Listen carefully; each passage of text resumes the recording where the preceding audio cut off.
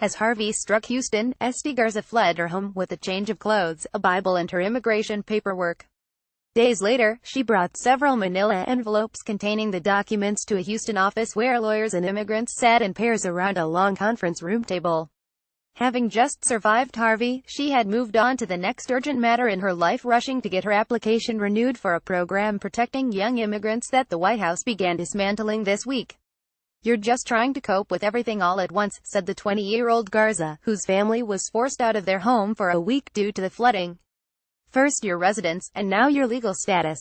President Donald Trump announced Tuesday that his administration would begin phasing out the Deferred Action for Childhood Arrivals program that grants a temporary reprieve from deportation to nearly 800,000 immigrants brought to the U.S. as children.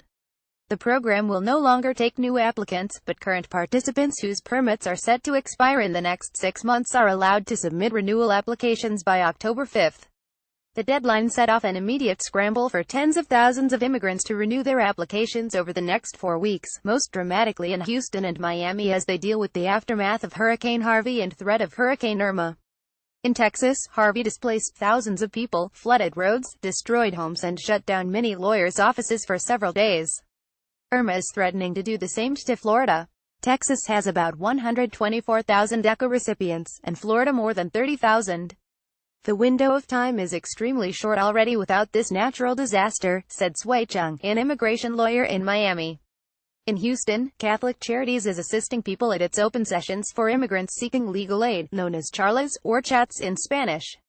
The charity is helping them replace documents lost in Harvey's floodwaters, apply for federal emergency aid and expedite applications under the Deferred Action Program. Juan Lee pointed to a pile of debris outside his partly flooded-out home. The pile was full of things he had saved up to buy.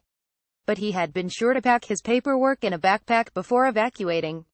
The 21-year-old said he doesn't know what will happen with the program, and that scares me because I don't know what is to come, he said. Similar events are happening in other cities, albeit under less chaotic circumstances.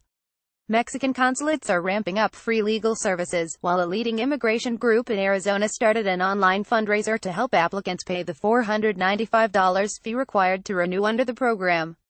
Another is holding 3 DACA drives in which volunteer attorneys plan to help applicants fill out paperwork. Around a quarter of DACA recipients, about 200,000 people, have permits that will expire before December, according to government figures. Renewing under DACA requires several forms, a copy of an applicant's previous work authorization under the program, and the filing fee. Some immigrants hire lawyers to help with the process. People who lost their work authorization form in the floods might be able to get a copy from their lawyer's office or their school or employer. Participants in the program must be employed or taking classes. "If you had to recreate it from scratch, I don't know if you could pull it off in less than a month," said Ruby Powers, a Houston attorney. "I think that would be quite difficult." A spokesman for U.S. Citizenship and Immigration Services, the federal agency that processes program applications, said its field offices in Texas and Florida would expedite the replacement process for anyone who lost their previous work authorization, but it would not grant extra time beyond the October 5 deadline.